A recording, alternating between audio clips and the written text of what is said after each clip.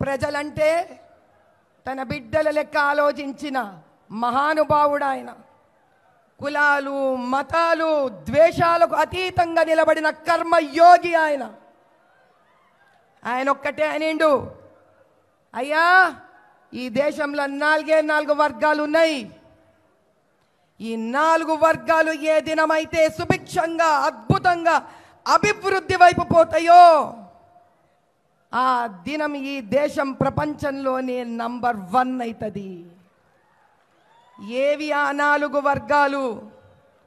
ఒకటి మన దళిత అన్నదమ్ములు అక్క చెల్లెళ్ళు.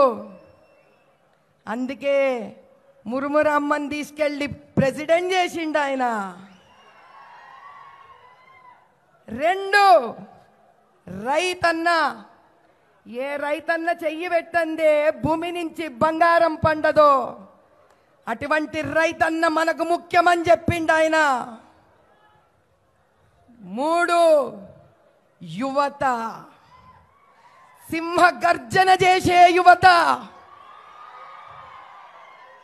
ఆ యువత స్త్రీ అవుతుందో పురుషుడో ఎవరైనా సరే యువత యువతనే.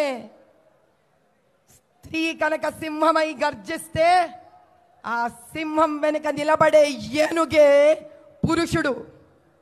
ఈ గజకేసరి యుద్ధాన్ని తట్టుకునే శక్తి ఈసారి ఏ పార్టీకి లేదు. 4 స్త్రీ. మాటి మాటికి స్త్రీ అంటే చిన్నదనుకోనే శక్తి తెలియని వాళ్ళందరికీ సమాధానమిచ్చే అఖండ జ్యోతి అయి ప్రజ్వలించి ఒక కాగడాయి 1 2 100 1000 లక్షలై కోటి అయి అనంతమై చూపిస్తాం ఈసారి మేము. స్త్రీ నిదుర మేల్కొంటే మహిషాసురుడినైనా సరే నరకాసురుడినైనా సరే వధించందే నిద్రపోం. ఈసారి చూపిస్తాం మేమేందో మా శక్తేందో.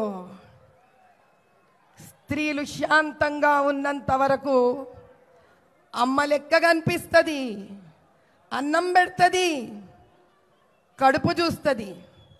అదే స్త్రీ కోపిస్తే త్రిశూలం తీస్తుంది, 3వ నేత్రం ధరుస్తుంది, ఎంతటి ఓళ్ళనైనా భస్మం చేస్తుంది.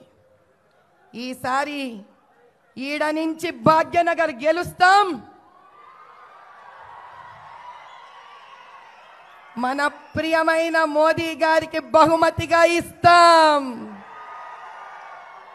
जय बोलो भाग्यनगर की. आपकी बार